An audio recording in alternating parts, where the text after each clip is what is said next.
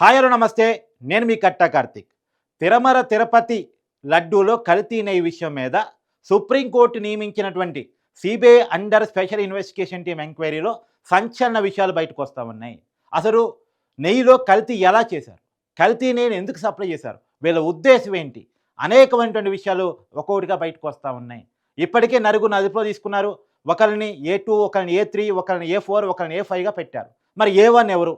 అంటే ప్రధాన నిందితుడు ఎవరు, ప్రధాన నేరస్తుడు ఎవరు అనేటువంటి అందరూ కూడా అడుగుతూ ఉన్నారు. దాన్ని కూడా మీకు ఈ వీడియోలో రివీల్ చేయబోతా ఉన్నాను. అయితే ఈ వీడియో మొత్తం చూడండి. ఈ లడ్డు కల్తీలో, నెయ్యి కల్తీలో సంచలన విషయాలను మీకు ఈ వీడియోలో చెప్పబోతా ఉన్నాను. ఖచ్చితంగా ఈ కంటెంట్ కనుక మీకు నచ్చితే మీరు ఒక లైక్ చేయండి. మీ అభిప్రాయాన్ని ఖచ్చితంగా కామెంట్ చేయండి. ఈ వీడియో 10 మందికి చేరాలని కనుక మీరు భావిస్తే ఖచ్చితంగా షేర్ చేయండి, మర్చిపోకండి. సరే, ఇప్పుడు సిట్ ఎవరైతే స్పెషల్ ఇన్వెస్టిగేషన్ టీం ఉందో వాళ్ళు ఒక నలుగురిని అదుపులో తీసుకున్నారు. వాళ్ళు ఎవరు అంటే, ఒకళ్ళు ఏఆర్ డైరీకి సంబంధించిన ప్రతినిధులు, 2 వైష్ణవి డైరీకి సంబంధించిన ప్రతినిధులు, 3 బోలే బాబా ఉత్తరాఖండ్కి సంబంధించినటువంటి డైరీ. ఇది మనకి 2300 కిలోమీటర్ల దూరంలో తిరుపతికి ఉంటుంది ఈ బోలే బాబా డైరీ.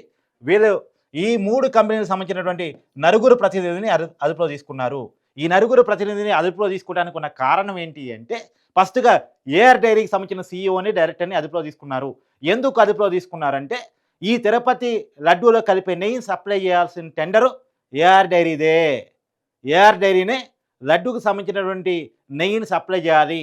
కల్తీ నెయ్యిని సప్లై చేసింది అనే ఆరోపణలు ఏఆర్ డైరీ మీదనే ఉన్నాయి. కాబట్టి ఏఆర్ డైరీకి సంబంధించినటువంటి సీఈఓని, డైరెక్టర్ని అదుపులో తీసుకోవడం జరిగింది. మరి వైష్ణవి డైరీ ప్రతినిధులు ఎందుకు అదుపులో తీసుకున్నారంటే, వాస్తవానికి నెయ్యి సప్లై టెండర్ అప్పజెప్దాం అనుకున్నది వైష్ణవి డైరీకి. అప్పజెప్పడం ఏంటి? టెండర్లో ఎవరికి వస్తే వాళ్ళకే కదా అంటే, ఇక్కడే కుట్ర ఉంది. ఆ కుట్రని మీకు ఇక్కడ రివీల్ చేయబోతా ఉన్నాను. అసలు నిజానికి తిరుపతి దేవస్థానం వైసీపీ అధికారంలోకి వచ్చిన తర్వాత, కొత్త బోర్డు ఏర్పడిన తర్వాత, వైవి సుబ్బారెడ్డి గారు చైర్మన్గా, ధర్మారెడ్డి గారు అదనపు ఈవోగా బాధ్యతలు తీసుకున్న తర్వాత వాళ్ళు టెండర్ యొక్క నిబంధనలు మార్చేసి, వాస్తవానికి ఈ వైష్ణవి డైరీకి టెండర్ ప్రక్రియలో పాల్గొనడానికి ఎలాంటి అర్హతలు లేవు. కానీ వైష్ణవి డైరీకి టెండర్ దక్కాలి. వైష్ణవి డైరీకి నెయ్యి సప్లై కాంట్రాక్ట్ ఇవ్వాలంటే టెండర్ ప్రక్రియలో దక్కించుకోవాలి. దక్కించుకునే అర్హతలు, అసలు టెండర్ ప్రక్రియలో పాల్గొనే అర్హత కూడా లేదు వైష్ణవి డైరీకి. ఆ సప్లై కెపాసిటీ లేదు.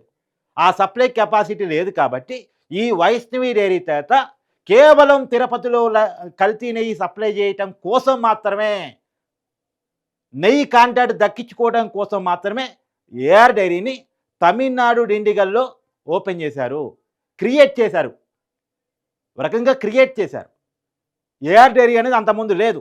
కేవలం తిరుపతి దేవస్థానంలో ప్రసాదంగా ఇవ్వబడే లడ్డూలో కల్తీ నెయ్యి సప్లై చేయటం కోసమే ఏఆర్ డైరీని క్రియేట్ చేశారు. ఏఆర్ డైరీని క్రియేట్ చేసి ఏఆర్ డైరీ ద్వారా టెండర్ ప్రక్రియలో పాల్గొన్నారు వైష్ణవి డైరీ ప్రతినిధులు. ఏఆర్ డైరీ మరి టెండర్ దక్కించుకోవాలంటే ఏం చేయాలి? తక్కువ రేటుకి కోడ్ చేయాలి. ఎవరు కోడి చేయనటువంటి రేట్ని కోడ్ చేయాలి. అందుకనే ₹319.80కి వాళ్ళు టెండర్ని కోడ్ చేశారు.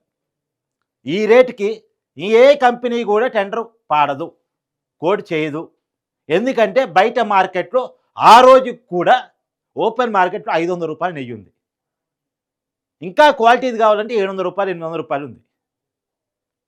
కానీ ఏఆర్ డైరీ వాళ్ళు అంటే ఒరిజినల్ నెయ్యి సప్లై చేయాలనుకుంటే కదా రేటుతో సంబంధం. ఒరిజినల్ నెయ్యి సప్లై చేద్దామనే ఉద్దేశమే లేదు కదా వాళ్ళకి. అందుకని చెప్పేసి ₹319 కోడ్ చేశారు. ఆటోమేటికల్గా ఏఆర్ డైరీకి ఇవ్వాల్సిందే కదా, తక్కువ రేటుకి కోడ్ చేశారు కాబట్టి ఏఆర్ డైరీకి కాంట్రాక్ట్ వెళ్ళిపోయింది. తర్వాత ఈ మరి బోలే బాబాకి ఏంటి సంబంధం అంటే, వీళ్ళకి సప్లై చేసే సామర్థ్యం లేదు కాబట్టి బోలే బాబా వాళ్ళతో ఒప్పందం కుదుర్చుకున్నారు. ఏఆర్ డైరీ వాళ్ళు బోలే బాబా వాళ్ళతోటి ఒప్పందం కుదుర్చుకున్నారు. ఈ ఏఆర్ డైరీ వాళ్ళు బోలే బాబాతో ఒక ఒప్పందం కుదుర్చుకున్నారు. ఈ బోలే బాబా వాళ్ళు కల్తీ నెయ్యి తయారు చేయడంలో మంచి సామర్థ్యం ఉన్నటువంటి వాళ్ళు. మీరు ఉత్తరాఖండ్ పోయి ఎంక్వైరీ చేయండి, అక్కడ ఉన్నటువంటి ప్రజలు కూడా చెప్తూ ఉంటారు వీళ్ళు తిరుపతి దేవస్థానానికి 2300 కిలోమీటర్ల దూరంలో ఉన్నటువంటి డైరీ కంపెనీ. వీళ్ళు కల్తీ నెయ్యి ఎలా తయారు చేయాలో సిద్ధాస్తులు.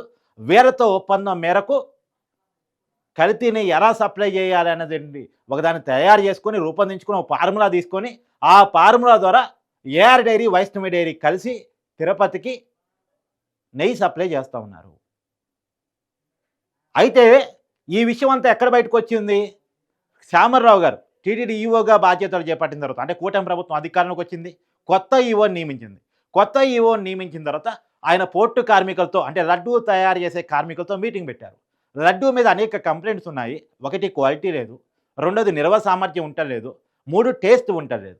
ఎందుకు ఇది జరుగుతుంది అని చెప్పేసి పోర్టు కార్మికులను అడిగితే పోర్టు కార్మికులు అప్పటి వరకు పోర్టు కార్మికులకు కూడా లడ్డూ తయారు చేసే వాళ్ళకి కూడా నెయ్యిలో క్వాలిటీ లేదన్న విషయం వాళ్ళకి ఐడియా ఉంది తప్ప నెయ్యి కల్తీ అన్న విషయం వాళ్ళకి తెలవదు పాపం. తెలవదు. తెలిసే అవకాశం కూడా లేదు కదా! వాళ్ళేం తయారు చేసే ప్రక్రియ చూడరు కదా వాళ్ళు. కాబట్టి వాళ్ళేం చెప్పారు, "సార్ మేము నెయ్యి మీద చాలా కాలంగా కంప్లెయింట్ చేసున్నాం. కానీ మమ్మల్ని ఎవరు పట్టించుకోలేదు. ఈ నెయ్యి మార్చి కొత్త నెయ్యి ఇవ్వండి, మంచి నెయ్యి ఇవ్వండి, క్వాలిటీ ఉన్న నెయ్యి ఇవ్వండి. మేము లడ్డూలో కూడా క్వాలిటీ చూపిస్తాం" అని చెప్పారు. సరే వాళ్ళు అడిగారు కదా అని చెప్పేసి నందిని డైరీ నుంచి కొంత నెయ్యిని తెప్పించి ఈ పోర్టు కార్మికులకి ఇచ్చారు. ఒకటి నందిని డైరీ ద్వారా కొన్ని లడ్డూలని, తర్వాత ఏఆర్ డైరీకి సంబంధించినటువంటి నెయ్యి ద్వారా కొన్ని లడ్డూలను తయారు చేశారు. అప్పుడు ఈ రెండిటి మధ్య ఉన్న తేడాను చూస్తే చాలా కనపడింది. ఈవెన్ దో క్వాలిటీలో కనపడింది, టేస్ట్‌లో కనపడింది, నిల్వ సామర్థ్యంలో కనపడింది. మరి ఇంత తేడా ఎందుకు వస్తుంది? ఏఆర్ డైరీ వాళ్ళ నెయ్యి ఎందుకు బాగలేదు? దాంట్లో ఏం కలుపుతున్నారు? అని ఒక అనుమానం వచ్చినటువంటి శ్యామలరావు గారు జూలై 6వ తారీఖున, జూలై 10వ తారీఖున ఆ ఏఆర్ డైరీ నుంచి వచ్చినటువంటి ట్యాంకర్స్ నుంచి అప్పుడు శాంపిల్స్ సేకరించి ఆ శాంపిల్స్‌ని లోకల్‌లో ఉన్న ల్యాబ్‌లకి కాదు, ఈవెన్ దో ఎప్పుడు కర్ణాటకలో చూపించే ల్యాబ్‌లకు కూడా కాదు, ఈ దేశంలో నంబర్ 1 ల్యాబ్‌కి పంపిద్దామని చెప్పేసి గుజరాత్‌లో ఉన్నటువంటి దేశంలోనే అత్యంత ప్రసిద్ధిగాంచినటువంటి నంబర్ 1 ల్యాబ్‌కి సెంట్రల్ గవర్నమెంట్ ఆధీనంలో ఉన్నటువంటి నంబర్ 1 ల్యాబ్‌కి పంపించడం జరిగింది. ప్రైవేట్ ల్యాబ్‌కి కూడా కాదు, గవర్నమెంట్ ల్యాబ్‌కి నంబర్ 1 ల్యాబ్‌కి పంపించడం జరిగింది. వాళ్ళు ఇచ్చినటువంటి రిపోర్ట్ మేరకు అక్కడ జంతువుల కళేబరాలు, కొవ్వు పదార్థాలు లడ్డూలో కలుస్తున్నాయి. కల్తీ నూనె కలుస్తుంది. ఇది నెయ్యి కాదు అసలు అని చెప్పేసి ఆ కంపెనీ ఇచ్చినటువంటి రిపోర్ట్ మేరకు అప్పుడు అవ్వక్కైనటువంటి టీటీడీ అధికారులు ఉన్నటువంటి ఏఆర్ డైరీ యొక్క దాన్ని క్యాన్సిల్ చేసుకొని ఒప్పందాన్ని టెండర్‌ని క్యాన్సిల్ చేసుకొని తర్వాత వేరే కాంట్రాక్ట్ రూపంలో నెయ్యిని తెప్పించుకోవడం స్టార్ట్ చేశారు. ఇది జరిగింది. దాని తర్వాత ముఖ్యమంత్రి గారికి రిపోర్ట్ ఇవ్వటం, ముఖ్యమంత్రి గారు స్పెషల్ ఇన్వెస్టిగేషన్ టీమ్‌ని ఆదేశించడం, తర్వాత దాని మీద వైవి సుబ్బారెడ్డి, ధర్మారెడ్డి వీళ్ళంతా సుప్రీంకోర్టు వరకు వెళ్ళటం. సుప్రీంకోర్టు ఏమో సరే సిట్‌ని మీరు నమ్మాలంటున్నారు కదా, సిబిఐలో ఉన్నటువంటి అధికారులతో కలిపి స్పెషల్ ఇన్వెస్టిగేషన్ టీమ్‌ని వేస్తున్నానని చెప్పేసి సుప్రీంకోర్టు వేయటం. ఇవాళ సుప్రీంకోర్టు నియమించినటువంటి ఎంక్వైరీ సంస్థ నలుగురిని అదుపులో తీసుకోవడం జరిగిపోతూ ఉంది. అయితే ఆ నలుగురిని అదుపులో తీసుకోవడానికి ఎక్కడ గమనంలోకి తీసుకున్నారు, ఏ పాయింట్స్ గమనంలో తీసుకుని ఆ నలుగురిని అదుపులో తీసుకున్నారు అంటే, ఇప్పుడు ఆ రోజు ఏఆర్ డైరీకి సంబంధించినటువంటి ట్యాంకర్స్‌ని వెనక్కి తిప్పి పంపించారు. ఇది కల్తీ నెయ్యి, ఇది మంచి నెయ్యి కాదు అని చెప్పేసి ఈవో శ్యామరావు గారు క్యాన్సిల్ చేసి మీరు వెనక్కి వెళ్ళిపోండి అంటే, సహజంగా ఏఆర్ డైరీ నుంచి వచ్చినటువంటి ట్యాంకర్స్ ఎక్కడికి వెళ్ళిపోవాలి? మళ్ళా ఏఆర్ డైరీకి తిరిగి వెళ్ళిపోవాలి. ఏఆర్ డైరీ నుంచి తిరుమలకు వచ్చినటువంటి ట్యాంకర్సు ఒకవేళ మీ నెయ్యి మాకొద్దు అని చెప్పేసి వెనక్కి పంపిస్తే ఎక్కడికి పోవాలి? ఏఆర్ డైరీకి పోవాలి. కాదు, వైష్ణవి డైరీకి పోయినాయి. అక్కడ స్టార్ట్ అయింది. ఈ వైష్ణవి డైరీకి ఏఆర్ డైరీకి మధ్య ఉన్న కుమ్మక్కు. అసలు వైష్ణవి డైరీయే ఏఆర్ డైరీని క్రియేట్ చేసింది అని చెప్పేసి అంటానికి అక్కడ స్టార్ట్ అయింది. అక్కడ బయటకు వచ్చింది విషయం అంతా. టోల్ గేట్సు, తర్వాత సీసీ కెమెరాలు రోడ్డు పొడవునా చూస్తే ఆ ట్యాంకర్సు, ఆ నెంబర్ గల ట్యాంకర్సు, ప్రతి ట్యాంకర్కి ఓ నెంబర్ ఉంటుంది కదా, ప్రతి వెహికల్కి ఓ నెంబర్ ఉంటుంది కదా, ఆ నెంబర్ ఆధారంగా చెక్ చేస్తే ఆ ట్యాంకర్స్ వైష్ణవి డైరీకి పోయాయి. అసలు వైష్ణవి డైరీకి ఏంటి సంబంధం ఇక్కడ? వైష్ణవి డైరీ కాదు కదా టెండరు, వైష్ణవి డైరీ కాదు కదా సప్లై చేయాల్సింది. మరి ఈ ట్యాంకర్స్ వైష్ణవి డైరీకి ఎందుకు పోయాయి? ఇక్కడ ఎంక్వైరీ స్టార్ట్ అయితే అసలు విషయాలన్నీ బయటకు వచ్చాయి. కేవలం తిరుపతి లడ్డూని కల్తీ చేయటం కోసం కుట్ర చేసి కావాలని, ఇదేదో అనుకోకుండా డబ్బుల కోసం చేసిన కక్కుర్తి కాదు, కావాలని హిందువుల మనోభావాలను దెబ్బతీయటం కోసం చేసిన పనిగా అనేక అనుమానాలను చాలామంది వ్యక్తం చేస్తూ ఉన్నారు.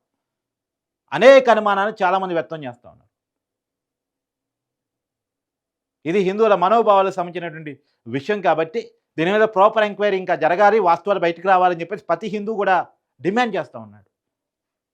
అది ఇదంత చిన్న విషయం కాదు నిజానికి. కోట్లాది మంది మనోభావాలకు సంబంధించిన విషయం, లక్షలాది మంది శాఖలకు సంబంధించిన విషయం కాబట్టి వాస్తవాలు బయటికి రావాలి. ఇప్పటి వరకు మేము చెప్పేవన్నీ మేము ఎంక్వైరీ సంస్థలం కాదు కాబట్టి అనుమానాలు మాత్రమే లేవనెత్తగలం. ఈ అనుమానాలను నివృత్తి చేయాల్సిన బాధ్యత ఖచ్చితంగా ఎంక్వైరీ సంస్థల మీద ఉంది. వాటిని నిజాలు బయటికి తీసుకురావాలి అనేటువంటిది ప్రతి హిందువు కూడా డిమాండ్ చేస్తున్నటువంటి విషయం. ఎందుకంటే రూ. 319 మార్కెట్‌లో నెయ్యి దొరకనప్పుడు మరి నెయ్యిని ఏఆర్ డైరీ ఎలా సప్లై చేసింది రూ. 319 అనేటువంటిది. ఇంకో విషయం చెప్పనా? ఇక్కడ ఇంకో సంచలన విషయం కూడా ఉంది. ఇప్పుడు ఏఆర్ డైరీ నేను చెప్పాను కదా! ఏఆర్ డైరీకి నెయ్యి సప్లై చేసే సామర్థ్యం లేదు. వాళ్ళు బోలేబాబాతో ఒప్పందం చేసుకున్నారని చెప్పేసి. ఈ బోలేబాబా వాళ్ళు రూ. 355 నెయ్యి సప్లై చేసేవాళ్ళు. ఏది? ఏఆర్ డైరీకి. ఏఆర్ డైరీకి బోలేబాబా వాళ్ళు రూ. 355 నెయ్యి సప్లై చేసేవాళ్ళు. మరి రూ. 355 తీసుకున్న నెయ్యిని తిరుపతికి రూ. 319 ఎలా పంపించగలిగింది ఏఆర్ డైరీ?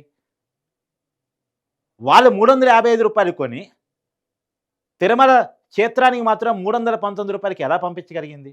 ఎవరైనా నష్టాన్ని పంపిస్తారా? ఎవరైనా నష్టాన్ని పంపిస్తారా? నష్టానికి ఎవరు పంపరు కదా! మరి నష్టానికి ఎలా పంపించింది? అంటే ఇక్కడ వాస్తవాలు బయటికి రావాలి. ఇక్కడ వాస్తవాలు బయటికి రావాలి. అంటేనే ఇక్కడ క్రియేషన్ అంటే మనం అర్థం చేసుకోవాలి. కుట్ర దాగి ఉంది అనేటువంటి విషయాన్ని నేను చాలా క్లియర్‌గా మీకు అనుమానాలతో సహా అంటే ఇప్పుడు ఒక విషయం ఏ కంపెనీ అయినా లాభాలు ఆశిస్తది. రూ. 350కి ఏఆర్ డైరీ కొని రూ. 319 తిరుపతి సప్లై చేసిందంటే దీంట్లో కుట్ర జరగలేదని మనం అనుకోవాలా? కేవలం తిరుపతి లడ్డూలో నెయ్యి సప్లై కోసమే ఏఆర్ డైరీని వైష్ణవి డైరీ క్రియేట్ చేసిందంటే కుట్ర జరగలేదని అనుకోవాలా? ఇప్పుడు తిరిగి పంపించినటువంటి ట్యాంకర్స్ ఏఆర్ డైరీకి పోవాల్సింది వైష్ణవి డైరీకి పోయాయి అనేటువంటిది ఇప్పుడు ఎంక్వైరీ సంస్థ చెప్తా ఉంటే కుట్ర జరగలేదని అనుకోవాలా? కాబట్టి ఖచ్చితంగా తిరుపతి లడ్డూలో కల్తీ చేసే విషయంలో అనేకమైనటువంటి కుట్ర జరిగాయనేటువంటిది ఇప్పుడు వస్తున్నటువంటి సమాచారం ఆధారంగా మనకు వస్తున్నటువంటి కీలకమైనటువంటి అనుమానాలు. మరి దీంట్లో ఎవరంటే మోస్ట్లీ ఆ రోజు అదనపు ఏవోగా ఉన్నటువంటి ధర్మారెడ్డే ఈ కుట్ర మొత్తానికి ప్రధాన కారకుడు అనేటువంటి విషయాలు ఇప్పుడు అనుమానాలు బయటకు వస్తూ ఉన్నాయి. మరి చూడాలి ఏ1కి ఎవరిని పెడతారు ఏంటి అనేటువంటిది. మోస్ట్లీ ఏ1గా ధర్మారెడ్డే ఉంటాడు. ఈ మొత్తం కుట్రకి అతనే కారకుడు, కర్మకర్త క్రియ అతనైనటువంటి బయట సమాచారం మాత్రం తిరుపతిలో అందరూ మాట్లాడుకుంటున్నటువంటి సమాచారాన్ని మీకు అందిస్తూ ఉన్నాను. సో ఏదేమైనా అతన్నే పెడతారా? ఎంక్వైరీ సంస్థలో ఇంకేమైనా సంచలన నిజాలు వస్తాయా? ఇప్పుడు వాస్తవానికి ఏంటంటే ఎప్పుడైనా మనం ఈ రోజుకి వచ్చే సమాచారం ఆధారంగా మాట్లాడుకుంటాం. మళ్ళీ రేపు అదనపు సమాచారం వస్తే అదనపు సమాచారాన్ని జోడించి మీకు నేను అందిస్తాను. ఈ రోజుకున్న సమాచారం మేరకు నేను మీకు సమాచారం చెప్తున్నాను. ఇంకా రాబోయే కాలంలో ఇంకేదైనా సమాచారం మీకు అందినా నాకందినా నేను మీతో షేర్ చేసుకోవడానికి ఏమాత్రం వెనకాను. కాబట్టి ఒకటి వాస్తవం, తిరుపతి లడ్డూలో కల్తీ నెయ్యిని వాడారు అనేటువంటిది ఇప్పటికీ వస్తున్నటువంటి ఆధారాల ప్రకారం పిక్చర్ క్లియర్గా అర్థమవుతుంది. వాడారు అనేటువంటిది పిక్చర్ క్లియర్గా అర్థమవుతుంది. మరి వాడటం వెనకాల డబ్బులు కక్కుర్తుందా కుట్ర ఉందా అంటే ఇప్పటి వరకు వస్తున్న అనుమానం డబ్బులు కక్కుర్తి కాదు. రూ. 355 కొన్ని లాసుకు కూడా సిద్ధపడి నెయ్యిని సప్లై చేశారంటే డబ్బు కక్కుర్తి పట్టడం కాదు, కేవలం కుట్ర కోణమే మనకు అనిపిస్తూ ఉంది. చూడాలి ఎంక్వైరీలు ఏ విషయాలు బయటకు వస్తాయని.